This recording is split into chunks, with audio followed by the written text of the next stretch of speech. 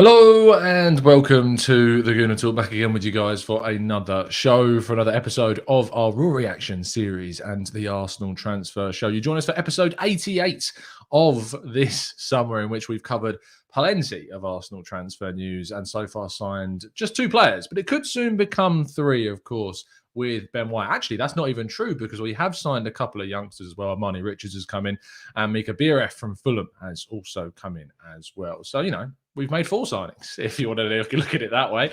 And of course, we've let a few players leave, and we are still certainly let to leave, or rather expecting to leave plenty more in the weeks to come as well. Good morning, guys. I hope you're well in the chat box. Thank you ever so much, as always, for making this part of your daily routine as per. Thank you ever so much, everyone that's been tuning in for every 88 shows. Let me know if you have indeed tuned in for all 88 episodes so far. 12 shows away from 100 in a row. It's just going to be an interesting day. Let's see if we've signed anything more by the 100th show. Anyway, if you are enjoying these, please make sure you drop a like on the video and subscribe to the channel if you are indeed new around here, with those notifications turned on so you never miss a show. And if you'd like to help support the channel, you can, firstly, by voting for us in the Football Content Awards. All the information is on your screen now. You need to go to the website if you haven't got Twitter, but if you do have Twitter, very easy way, just tweet "I am voting for" at the Gooner Talk TV in @ FCAs for hashtag best club creator. Oh, when you said that so many times, it becomes tricky. And if you'd like to support us even further, you can, of course, join up as a member. Link is in the description to help you find out how you need to do that as well. And you can join our Discord server too, which is full of daily 24/7 chat about Arsenal. Anyway, let's crack on with today's news and start off with the news that Tyrese John-Jules has indeed left Arsenal on a temporary basis on loan. He joins Blackpool in the Championship for the new season. Of course, Blackpool is where Daniel Ballard spent last season in League One. He helped them reach the Championship by winning the playoff final, and they're hoping that John-Jules can indeed help them push and try anyway and fight for survival will be their first aim before thinking about anything higher. They'll be wanting to stay in the Championship as much as feasibly possible. Blackpool, of course, a former Premier League club, having been there a fair few years ago. I remember watching... who was it used to play? Is it Charlie Adam, I think, before he joined Liverpool, playing for Blackpool in the Premier League. So they have pedigree, and hoping John-Jules can be their main striker in the Championship this year. And we will, of course, be following him, because we will be doing a tactical breakdown report on John-Jules every single month, with the help from the guys over at the Seasiders podcast that are going to help us out with that. So make sure you are subscribed. We're doing this for Saliba, we're doing this for Daniel Ballard, and I'm hoping to do it for pretty much everyone that goes on loan this summer and this season as well. Going then on to some of the main news of today, and Hector Bellerin, according to James Benge, is still very much of interest to Atletico Madrid, Inter Milan as well, of course, as we know, very much are interested. His agents were in London reportedly yesterday to kind of get Arsenal to agree to this option to buy loan deal, which is just, if I think we can all agree, the worst case scenario for Arsenal. Let me explain why an option to buy with a loan is the worst case scenario. Effectively, the selling club has zero control unless there is any kind of clauses in this to make it an obligation at any point during the season. It's just not a great deal for Arsenal whatsoever, because the selling club has no control. The buying club gets a player on loan for a minimal loan fee. They get them for a season. If they're not happy with the player at the end of the season, they can just walk away from the situation. Or if they've had an amazing season, they've already got a set price, which is typically under the value of what they've had, if they have indeed had a stellar season. So it's frustrating, it's annoying, but if it means that Arsenal can now move for another right back that they want to improve their side with, then maybe that is the route forwards for us this summer. Going then on to Joe Willock, the player obviously that spent plenty of time at Newcastle on loan last season. He has been linked with obviously a move back and a link to Monaco as well. But reports emerged yesterday from The Athletic that Newcastle may be willing to blow their entire budget of around £20 million on Joe Willock just to ensure that they get him in on a permanent basis. Arsenal aren't really that keen on doing a loan deal, and they do value him of 20 million and upwards. Whether you think he's worth more than that, obviously, for someone that scored a hell of a lot of goals in the Premier League at the end of last season, you'd maybe think that he would be. But let's be real, he is just 6 months in the Premier League for Newcastle, in which he played really well. There's no guarantees that that will happen again. And he has had a lot of opportunities for Arsenal. I think he's got over something like 40 Premier League appearances for Arsenal. So 20 million quid can then be reinvested into certain areas and could push us towards some really good targets. It's certainly one that the Arsenal will need to kind of mull over and decide upon, but it's one that we expect to kind of, I expect now that I'm not sure that Joe Willock will still be here by the end of the summer. That would be my prediction on the situation. The next one is a really interesting bit of business, and we are linked with a move for Dejan Kulusevski, the Ukrainian international for Juventus. Italian media have credited Arsenal with interest in the player. Young, wide player, as I say, Swedish international, really interesting young player. I don't really understand the link, mainly because we've got lots of wide players already. He typically, from what I understand, plays on the right-hand side as well. And I mean, I just... did I say Ukraine international? Swedish international? Jeez, what else? It's the colours, isn't it? It's the it's the colours of the flag, and they played each other in the Euros.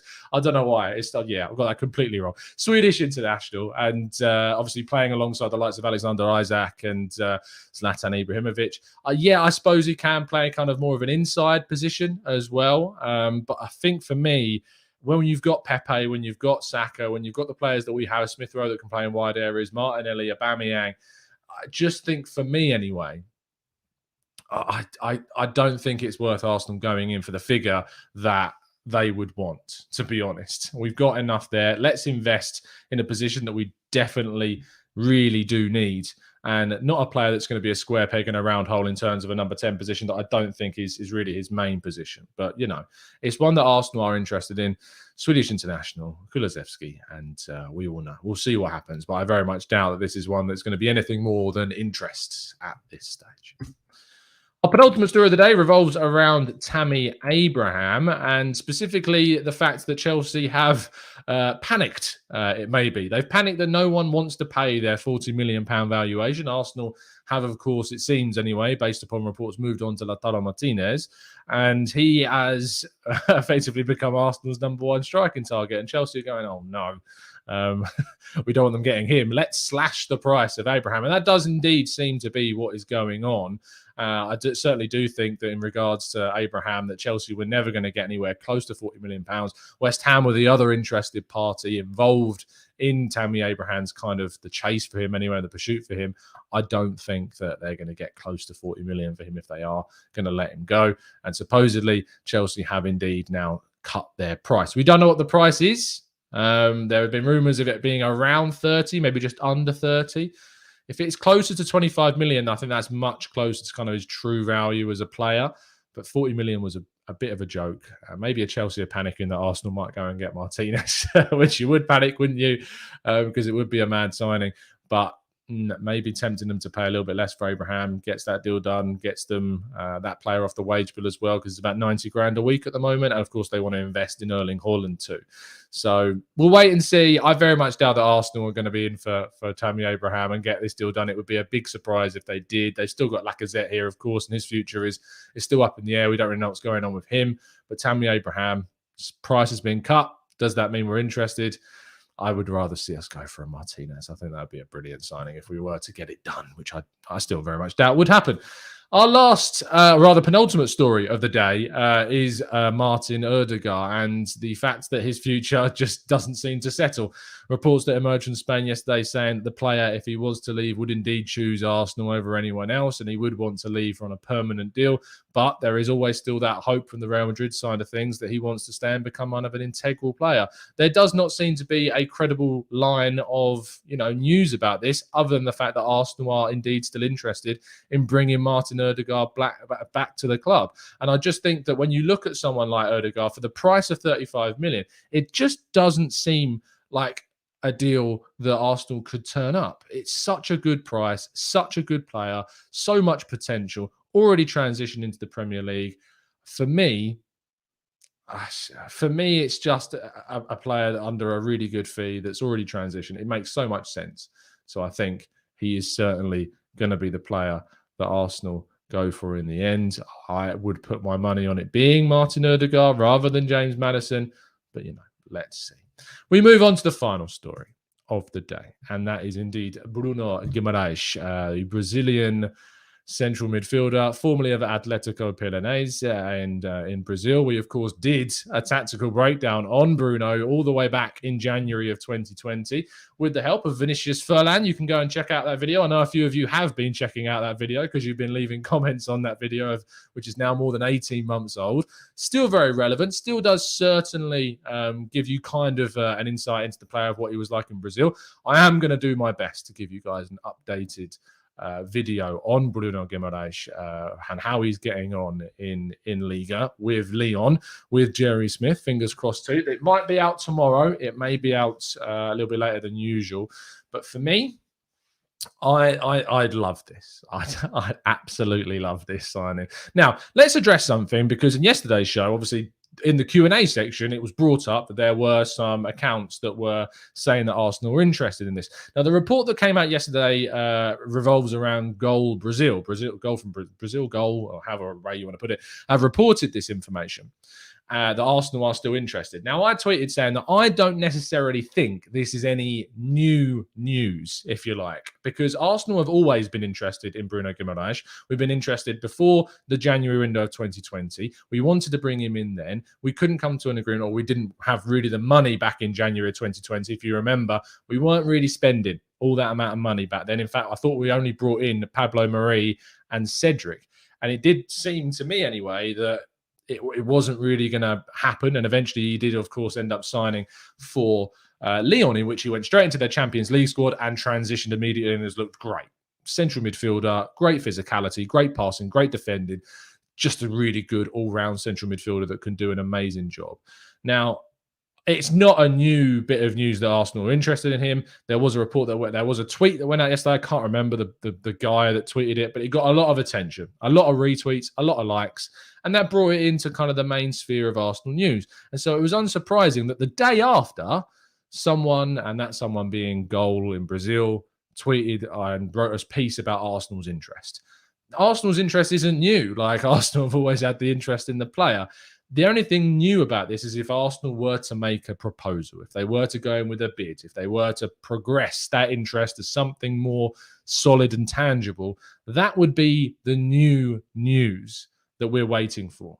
Now, I'm waiting for this certainly to be a story which comes from your Wheatleys, your Wattses, your Benjis, your Ornsteins, before you get any kind of hope around this, and maybe your Romanos. Until we hear it from a genuine, credible, English-based kind of source, I will certainly be reserving judgment on whether or not this is a likely deal that could happen. I'd love it to happen. He would be my absolute number one. I didn't even talk about him in previous shows because I just didn't think there was a chance that Lyon would ever let him leave. But without a shadow of a doubt, I'd have him over Neves. I'd have him over Locatelli. I'd have him over so many other. I'd have him over Fabian Ruiz. I like this guy that much. He's just, for me, would be the perfect signing for us in central midfield. And I just think that he is the one that you have to, for me anyway, be pushing for if he's available. So many opportunities. And the thing is, Samuel in the chat says him or Basuma. Basuma's a 6. So Guimaraes for me is not an out-and-out number 6. He's a much better player for me in a 4-2-3-1 alongside Partey. He can play in a 4-3-3. I just think he's more versatile in the midfield than Basuma is. I love Basuma as well. If it was him or Basuma, I'd be happy with either. I may even slightly lean towards Guimaraes. That is how much I like this guy. And we'll make sure that we compare him to Basuma in the tactical breakdown that we do. And I would choose him over pretty much anyone realistic right now. I'm trying to think of anyone that's realistic that I'd have over him. I love this. I'd absolutely love this to happen.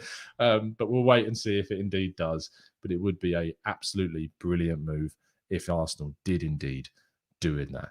Anyway, we move on to the final part of the show, which is, of course, your thoughts, your feelings, your questions in the chat box. Now, this isn't the last show of the day. In fact, it may be one of 4. I don't think it will be one of 4. I think it'll be at least one of 3.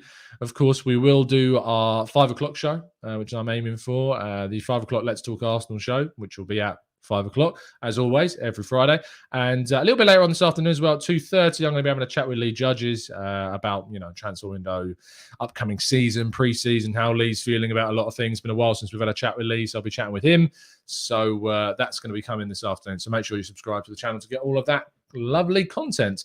Let's go into the chat box then and get some of your questions answered. Zaran says, if Abraham and Lautaro come in, will Aubameyang be replaced, or is it better to be a substitute? Now, I don't think it necessarily means that he would be a substitute. I think that it would very much be Aubameyang still as the kind of main guy, or you would shift him to the left and you put Lautaro in the middle. You may even look to see a different kind of system used. But he has 2 years left on his deal. I don't know if we would even maybe think of selling him to like the MLS after a single season if we were able to bring in kind of a long-term option at striker.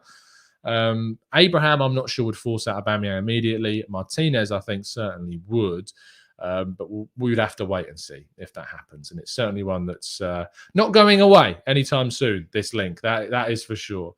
ATOT says, why would an English source be more reliable than those close to the player? Where do you think the Weekly/Bench get their information from? Mainly because of the kind of the contacts within inside the club and their build-up kind of long-term links they've built up with the club and knowing whether the club have genuine interest. The issue with getting kind of information from the players' camp is that it's not always going to be 100%. The players' camp has got the players' interest at heart always. And so because of that, things aren't always going to be, from the club's perspective, the best. That's why I choose to defer to the likes of Chris Wheatley and James Benge and all of these guys and Charles Watts, because their connections are very much more from the source of the club, and therefore I look at that as a much more kind of legit route. I'm not saying that the links with kind of Goal Brazil are not legit. I'm just waiting for, in my view, looking for more tangible, more kind of, in my view, legit sources. Saying that something is more legit doesn't mean that something else isn't. It's just I look at them as my preference, AT, if that makes sense. Tizza Discuss says, do you think that Guimaraes can achieve similar stats in the Premier League as he has in League? It would be a brilliant signing, but his stats were so good for a midfielder. How would they convert to the Premier League? Now, this is a good question because we're always kind of wondering about how a player might transition. Now, the good thing about signing a player from Liga is that it's a very physical league. It's arguably, behind the Premier League, the next most physical league in the top 5 leagues. It's certainly more physical than La Liga, Serie A, and the Bundesliga. And so for a midfielder that's quite combative and that has to be a hard, tough tackling guy with good passing and vision, I think that that's a good position to kind of see players move. You've seen the likes of N'Golo Kante move from France over to England and do very well. It's a position, it's an area I think would suit Arsenal bringing in players for. It's typically kind of the forwards that you see struggle. The forwards like Pepe, for instance, come over and not necessarily have the same kind of impact. I don't know why that is. Maybe the defenders obviously of a higher quality in the Premier League, but it's mainly the defensive side of the areas where the Liga players are much better and they transition. And that goes for both ways. I mean, you look at how Jose Fonts transitioned and done really well for Lille since moving there. I think for me, it's the midfielders, especially the kind of defensive central midfielders type of position and defenders, are much better to target from Liga than, say, the forward positions. But that is just a theory. And, it may mean nothing. And Jeremy Smith might bite my head off. So we'll wait and see. Again, Wes says, him in a partnership with Partey, perfect. Dream scenario. Guimaraes and Partey together would be unreal good. Jashar says, thank you ever so much for the donation, mate. Really appreciate your support as always. Always a long-term listener. So I think appearance stats can distort the true picture of a player's opportunities. Like Willock, 40 appearances. How many of those appearances were starts and how many were as subs? Usually no more than 20 minutes. It's under. It is very true. But what I always kind of say sometimes is that these players have got to take their chances when they get them. Reece Nelson is a big kind of case study for me in this instance. Sure, he's not had loads of chances, but I don't believe he's taken many of those chances when they've been presented to him. Willock too was an option off the bench for Newcastle quite often. He came off the bench and made an impact and he scored. But when he came off the bench for Arsenal, it wasn't necessarily the same kind of impact. And he has had a lot of starts in Europe and in the Premier League at times, especially in the first half of last season. So I understand your point, and it's a very valid one. I just think for the likes of Joe Willock, you've had the frequency of chances. And yes, a lot of them have been subs, but there's still been a hell of a lot. It's not like, for instance, it's much more than, say, a Reece Nelson. And I think he hasn't quite cut it for Arsenal. But for Newcastle, he flourished. And maybe it's because of the role that he was given at Newcastle. And there's no guarantees that he's going to be given that role should he stay at Arsenal. So that's something that you need to consider. Nico F says, Tom, how much would the club pay for a player like Guimaraes? Good question. Supposedly, reports say that it would be around the £30 million mark, which is an absolute no-brainer. Why would you not pay 30 million quid for him? I'd do it in an instant. Absolutely instant. We may have to wait for Granit Xhaka to leave, but absolutely. Dave said Tom's got a day off, which means that Arsenal are announcing something. I do indeed. Fridays tend to be quite good for announcements, so maybe we'll be chatting about announcements very, very soon. Van says Mert Mulder and Kulusevski would be a perfect kind of signing and a central midfielder. Stefano Seria is Van. Mert Mulder is, of course, the Turkish right back playing for Sassuolo, liking Kulusevski. Again, I'm just not sure I'd fit Kulusevski into the team. I like him. I think he's got great potential. I just don't think we've got the space to fit him in and spend that kind of money to get him. That's what I would question in that sense. Chris says, Tom, are the Torreira links to Fiorentina genuine? Fiorentina have held an interest in Torreira for a long time. Whether or not that interest is going to turn into anything kind of solid and tangible, I don't know. But there is, of course, interest in Fiorentina. It's been long-standing. We're just going to have to wait and see, Chris, whether or not it turns into kind of an actual move for the player. Anthony says Bruno will have his pocket picked so much more in the Premier League. He's the third or fourth choice for me. We'll have to look at that kind of thing in the tactical breakdown for sure. Matt Thornton says, do you think we should sell Roma or tell Roma to jog on? Just signed a player for 80 million euros, yet plead poverty to try and sign Granit Xhaka. I don't think we should bin it off. I think we should just continue to hold out for the 20 million that we're wanting. Neil Deso says, Tom, what about the Cedric link to Turkey? Yeah, I mean, that came up yesterday, didn't it? He very much seems like he wants to remain at Arsenal and fight for his place. We talked a bit about that the other day. So, yeah, I expect him to stay. I'd rather see him go, personally, but I think he'll end up staying here. Apapa says, Tom, I think the reason why Arsenal are not in for Basuma is because of the African Cup of Nations. Obviously, it's a fair point. It comes around in 2022 at the start of the year. But I'm not sure if I would, not sign a player like Basuma just because we'd lose him for 3-4 games. It's such a long-term contract and you're only losing him for that amount of time. It doesn't, to me anyway, seem like the right decision in that sense. Flux says, what happens to El Neni? Do we renew or sell? I think we let him run down his final year. I think that's what we do. You let El Neni run down his final year of his contract. He leaves next summer and we move on. And Aziz comes through and takes that place. I'd like to see Aziz go out on loan, to be honest, this season and get in the Championship, get some senior minutes, get playing regularly. That's what I'd do. Bring him back. And then he is just the natural El Neni replacement and could even push forward to be a starter in the future. Owen says, I love Guimaraes to come to Arsenal. Guimaraes, Ainsley Maitland-Niles and a backup goalkeeper would be an 8 out of 10. I don't know why I said Ainsley Maitland-Niles. Just assumed AM was that, an attacking midfielder, a backup goalkeeper. Yeah, I mean, if we can get those guys in and a right back, I'd go, I'd go then an 8 out of 10. It depends on who those players are, whether it goes to a 9 or a 10. But I think a right back needs to be in that situation. John says Bernardo Silva. I don't see that happening, to be honest. I'm not sure he'd move to a place without Champions League football. Assassin says, Tom, have you heard the latest regarding the lawsuit the Kroenkes are facing regarding their stadium and how this will impact on Arsenal? If found guilty, he looks like he could lose $1 billion. Wow. No, I've not read too much into this so far. I will certainly be doing a little bit of research into it. But I did see a little story about Daniel Ek having increased confidence. I think that's, it certainly links in with that story. And I can understand where that story's come about. But it's certainly one to keep an eye on in the coming weeks. I still just don't think they'd ever sell. I still just can't see it. Even if they lost $1 billion, I mean, if anything, Arsenal becomes more valuable to them if they lose that amount of money. So I still can't see them, losing that. $1 billion off a $7 billionaire is, how much is that really? It sounds ridiculous, doesn't it? To think that losing $1 billion doesn't really mean too much. But when you've got billions and billions and billions, it's interesting. As they said, we don't need the money. Like So how much of a difference does it make to a billionaire? It's one to keep an eye on for sure. Timothy Gatehi says, what do you think could be the reason Arsenal haven't gone in for Guimaraes, seeing as he is so good and fits the profile? I mean, they wanted to in January of 2020. They just didn't have the financial capacity to compete with Lyon then, because we were so cash strapped in January of 2020 that we couldn't do the deal, and Lyon went and did it. And it's as simple as that, to be honest. So that's why it didn't happen. And then obviously in the summer of last year, he was there. He'd been there for 6 months and they were never going to sell him. So there you go. Jaden, there's no news on Aouar. As I've said, I'd be absolutely shocked if Arsenal signed him. I've said that continuously throughout these shows. I don't think we're going to be getting Aouar. But, things can change. But at the moment, there's absolutely nothing on that one. Zoran says, why Arsenal are not interesting a Bundesliga player or Germany's players. German players tend to stay in Germany. It's one of those things. It's a more common route to see German players join the Premier League than, say, Italian players. But typically, especially younger guys, you don't tend to see the Kai Havertzes of this world move too often. Like your Florian Wirtz now that's by Leverkusen.